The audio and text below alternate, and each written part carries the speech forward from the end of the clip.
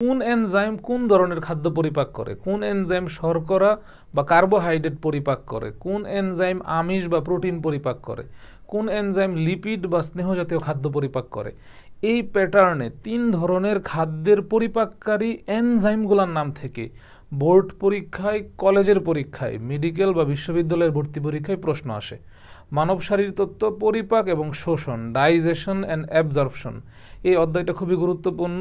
Medical ভর্তি পরীক্ষা 2021-22 সালে আসা একটা প্রশ্ন আমরা সলভ করব এবং এইখান থেকে সব ধরনের এনজাইমের নাম আমরা শেখার চেষ্টা করব। এবং প্যাটার্নটা আমি আবারও বলতেছি, কোন এনজাইম প্রোটিন বা আমিষ পরিপাক করে, কোন এনজাইম শর্করা বা কার্বোহাইড্রেট পরিপাক করে, কোন এনজাইম লিপিড বা স্নেহ পরিপাক করে। এইটা কিন্তু পরীক্ষায় আসবেই।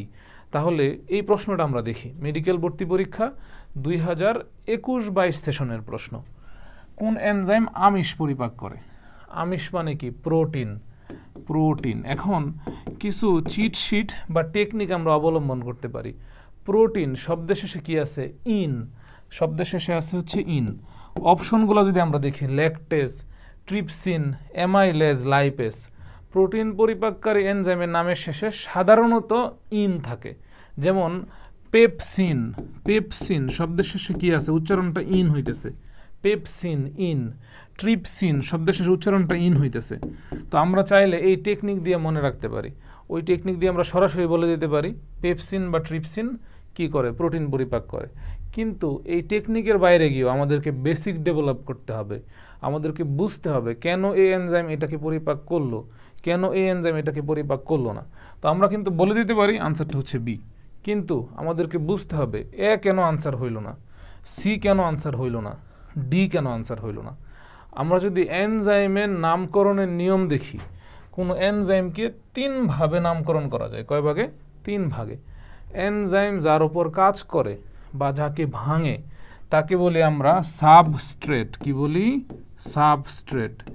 এই সাবস্ট্রেটের নামের শেষে যদি আমরা এস যুক্ত করে দেই তাহলেই সেটা এনজাইম হয়ে যায়। যেমন দুধের যে শর্করা বা মিল্ক সুগার, দুধের মধ্যে যে কার্বোহাইড্রেট থাকে তাকে বলা হয় ল্যাকটোজ। কি বলা হয়? ল্যাকটোজ। এটা একটা ডাইস্যাকারাইড, ঠিক আছে? এটার মধ্যে 2টা মনোস্যাকারাইড থাকে। ডাই মানে 2টা মনোস্যাকারাইড থাকে। তাহলে দুধের শর্করাকে যদি ভাঙতে হয় তাহলে এখানে সাবস্ট্রেটটা হচ্ছে ল্যাকটোজ। ল্যাকটোজকে ভাঙতে হবে। তাহলে ল্যাকটোজকে ভাঙার জন্য কোন এনজাইম লাগবে? তাহলে সাবস্ট্রেটের নামের শেষে আমি কি লাগাবো? এস। ল্যাকটোজ যুগ এস। এনজাইমের নাম কি হবে? ল্যাকটোজ যুগ এস, ল্যাকটেজ। তাহলে ল্যাকটেজ কাকে ভাঙবে? ল্যাকটোজকে ভাঙবে। আমরা একটা শর্টকাট আরও একটা চিট শিট বা টেকনিক এখানে মনে রাখি। কোনো শব্দের শেষে যদি উস থাকে, কি থাকে? কোনো শব্দের শেষে যদি উস থাকে, উস থাকলে বুঝবো এটা হচ্ছে শর্করা বা carbohydrate. Glucose, fructose, lactose, cellulose, cellobiose, ঠিক আছে? Hemicellulose, ribose, deoxyribose, erythrose, erythrulose, xylose, xylulose, সবার নামে কি আছে? উজ।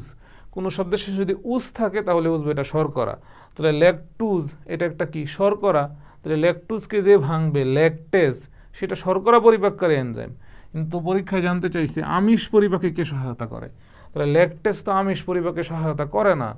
ল্যাকটেজ ল্যাকটুজকে পরিপাক করে। ল্যাকটুজ নিজে একটা কি? শর্করা। এই কারণে এখানে এ আনসার হবে না। বুঝাইতে পারলাম? তারপরে এসে আমরা সি, অ্যামাইলেজ। তাহলে সেম ওয়েতে অ্যামাইলুজ। অ্যামাইলুজ একটা ইউনিট, শর্করার একটা ইউনিট বা একক, ঠিক আছে?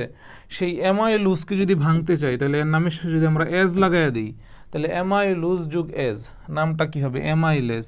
অ্যামাইলুজ নামের শেষে উচ্চারণটা কীরকম হচ্ছে? উজ। তাহলে অ্যামাইলুজও কিন্তু একটা শর্করা।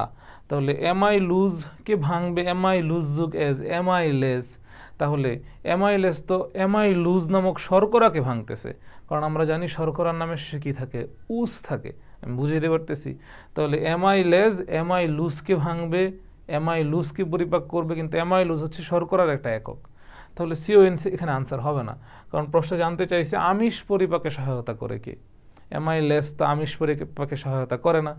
তাহলে সি আনসার হচ্ছে না। Option D, lipase. লিপিড যুগ এজ, লিপিড লিপিড যোগ এস।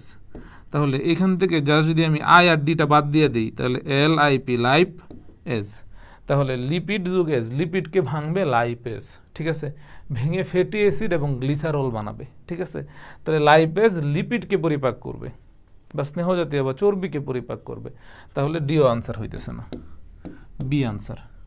তাহলে আমরা কিন্তু এখান থেকে যে বেসিকটা শিখলাম সেটা হচ্ছে কোনো শব্দের শেষে যদি এস থাকে সেটা এনজাইম, যাকে ভাঙতে হবে তার নামের শেষে এস লাগাইয়া দিলেই সেটা এনজাইম হয়ে যাবে। তাহলে ল্যাকটুসকে ভাঙবে ল্যাকটেজ, মল্টুসকে ভাঙবে মল্টেজ, সুক্রুসকে কে ভাঙবে সুক্রেজ, অ্যামাইলুসকে কে ভাঙবে অ্যামাইলেজ। এইটাই নিয়ম, হ্যাঁ।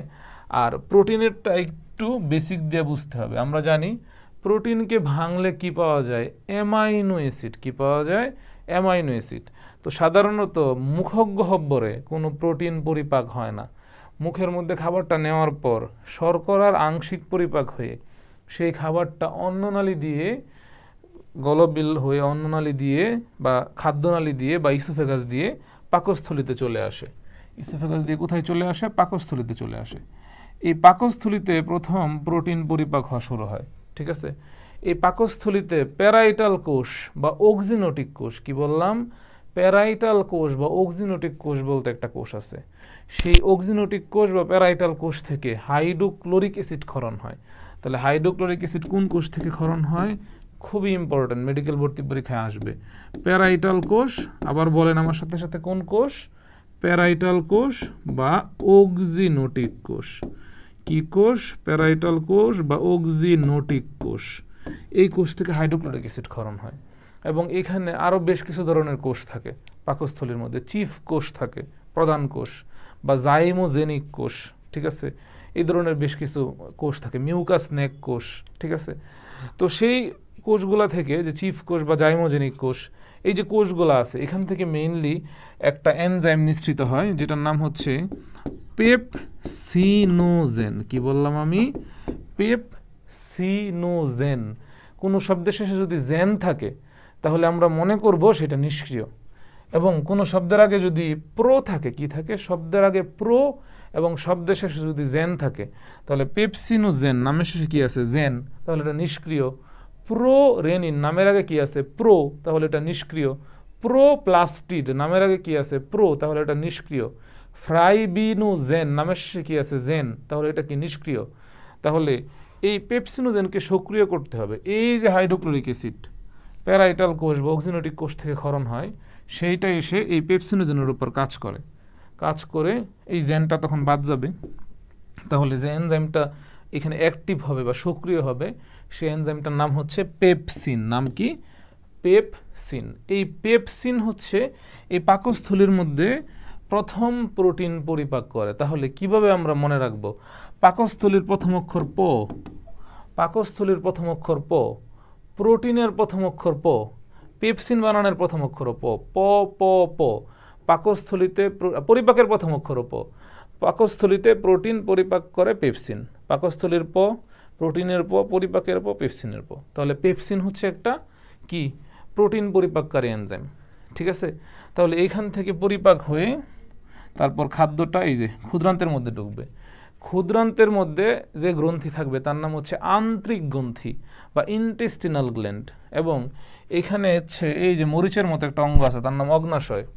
অগ্নাশয় কিন্তু একটা মিশ্র গ্রন্থি, এখান থেকে মানে হরমোনও আসবে, এনজাইমও আসবে। তো অগ্নাশয়ের রসে বা পেনক্রিয়াস বা অগ্নাশয়ের পেনক্রিয়াটিক জুসের মধ্যে যেই এনজাইমটা থাকবে, ঠিক আছে, তারা কিন্তু সবাই অ্যাকচুয়ালি এই স্মল ইন্টেস্টাইন বা ক্ষুদ্রান্তে চলে আসবে। সেইখানে আমাদের ট্রিপসিন, কাইমোট্রিপসিন, ঠিক আছে, অ্যামাইনোপেপটাইডেজ, ডাইপেপটাইডেজ, এই নামগুলা মানে একটু জটিল মনে হইতেছে, আমি সহজ করে দিই আপনাদের জন্য। সহজ কিভাবে আমরা করব শুনেন। প্রোটিনকে ভাঙলে পাওয়া যায় অ্যামাইনো অ্যাসিড। কি পাওয়া যায়, অ্যামাইনো অ্যাসিড, অ্যামাইনো অ্যাসিড। এখন একটা অ্যামাইনো অ্যাসিড, একটা অ্যামাইনো অ্যাসিড, আরেকটা অ্যামাইনো অ্যাসিড, আরেকটা অ্যামাইনো অ্যাসিড, আরেকটা অ্যামাইনো অ্যাসিড, এরকম অনেকগুলো অ্যামাইনো অ্যাসিড একটা বন্ডের সাহায্যে যুক্ত থাকে। সেই বন্ডের নাম হচ্ছে পেপটাইড বন্ড। তাহলে এই যে পেপটাইড বন্ড এখানে আছে, এখানে আরেকটা পেপটাইড বন্ড আছে, এখানে আরেকটা পেপটাইড বন্ড আছে, এরকম অনেকগুলো পেপটাইড বন্ড মিলে একটা, অনেকগুলো অ্যামাইনো অ্যাসিড অনেকগুলো পেপটাইড বন্ডের মাধ্যমে যুক্ত হয়ে প্রোটিন হবে। তাহলে যেহেতু অনেকগুলো পেপটাইড বন্ড, পলি মানে কি অনেক বা বহু, তাহলে এটা পলিপেপটাইড। তাহলে আমরা যদি পলিপেপটাইডকে ভাঙতে যাই, ধরুন আমরা পেপটাইডকে ভাঙতে যাব, তাহলে পেপটাইড যুগ এজ, এনজাইমের নাম কি হবে? পেপটাইডেস। কি হবে? পেপটাইডেস। তাহলে কোন এনজাইমের মধ্যে যদি এমন থাকে amino peptidase, dipeptidase, tripeptidase, polypeptidase, তাহলে কি বুঝবেন এটা কাকে পরিপাক করে? আমিষ বা প্রোটিন। কারণ আমিষ বা প্রোটিনকে ভাঙলে কি হয়? অ্যামাইনো অ্যাসিড হয়। আর অ্যামাইনো অ্যাসিডের মধ্যে কোন বন্ধন থাকে? এই পেপটাইড বন্ধন থাকে। তাহলে অ্যামাইনো অ্যাসিডের মধ্যে না, দুইটা অ্যামাইনো অ্যাসিড মিলে পেপটাইড বন্ধন গঠন করে। তাহলে প্রোটিন ভেঙে অ্যামাইনো অ্যাসিড বানাইতে হইলে পেপটাইড বন্ধনকে তো ভাঙতে হবে। তাহলে পেপটাইডেস। তাহলে প্রোটিন পরিপাককারী এনজাইম মনে রাখার শর্টকাট টেকনিক, প্রোটিন পরিপাককারী এনজাইম মনে রাখার শর্টকাট টেকনিক আমি আবারও বলতেছি। প্রোটিন নামের শেষে কি আছে? ইন। তাহলে যাদের নামের শেষে ইন থাকবে তারা প্রোটিন পরিপাক করবে। পেপসিন, ট্রিপসিন, কাইমোট্রিপসিন শেষ। এর বাইরে প্রোটিনকে ভাঙলে পাওয়া যায় অ্যামাইনো অ্যাসিড। একটা অ্যামাইনো অ্যাসিড আর একটা অ্যামাইনো অ্যাসিড পেপটাইড বন্ডের মাধ্যমে যুক্ত থাকে। তাহলে যাকে ভাঙতে চাই তার নামের শেষে এজ লাগাইতে হয়, এটা এনজাইমের নিয়ম। তাহলে প্রোটিনকে ভেঙে অ্যামাইনো অ্যাসিড বানাইতে হইলে, অ্যামাইনো অ্যাসিড তো অনেকগুলো এখানে, একটা অ্যামাইনো অ্যাসিড আর একটা অ্যামাইনো অ্যাসিডের সাথে পেপটাইড বন্ড দিয়ে যুক্ত। তাহলে পেপটাইড বন্ডকে যদি আমি না ভাঙতে পারি তাহলে তো অ্যামাইনো অ্যাসিড আমি আলাদা করতে পারবো না। তাহলে পেপটাইড বন্ডকে ভাঙতে হবে, তখন পেপটাইডের উপর কাজ করতে হবে। পেপটাইড হচ্ছে এখানে সাবস্ট্রেট, তাহলে পেপটাইডের নামে এস লাগাইতে হবে। পেপটাইড যুগ এস, এনজাইমের নাম হবে পেপটাইডেস। দুইটা ভাঙলে ডাইপেপটাইডেস, তিনটা ভাঙলে ট্রাইপেপটাইডেস, সাথে অ্যামাইনো অ্যাসিড যদি আলাদা থাকে অ্যামাইনোপেপটাইডেস, অনেকগুলো ভাঙলে পলিপেপটাইডেস। তাহলে নামের শেষে ইন আছে, ট্রিপসিন, কাইমোট্রিপসিন, পেপসিন, প্রোটিন পরিপাককারী এনজাইম। পেপটাইডেস আছে, পেপটাইড শব্দ আছে, প্রোটিন পরিপাককারী এনজাইম এস। ঠিক আছে, এই টেকনিক দিয়ে আমরা এইভাবে পারি, মনে রাখতে পারি, আনসার করতে পারি। ভিডিওটা একটু লং হয়েছে, বাট এই টপিক থেকে প্রশ্ন আসলে বোর্ড পরীক্ষায় হোক, কলেজের পরীক্ষায় হোক, মেডিকেল ভর্তি পরীক্ষায় হোক, বিশ্ববিদ্যালয় ভর্তি পরীক্ষায় হোক, ইনশাল্লাহ মিস হবে না। আমরা নেক্সটে আবার এই চ্যাপ্টার থেকে এরকম প্যাটার্ন ওয়াইজ ভিডিও দিব। কোন চ্যাপ্টারে এরপর আপনার ভিডিও লাগবে কমেন্টে জানিয়ে দিন, ইনশাল্লাহ আমরা সেই চ্যাপ্টার থেকে এরকম ভিডিও বের করে দিব। সবাই ভালো থাকেন, সুস্থ থাকেন, আল্লাহ।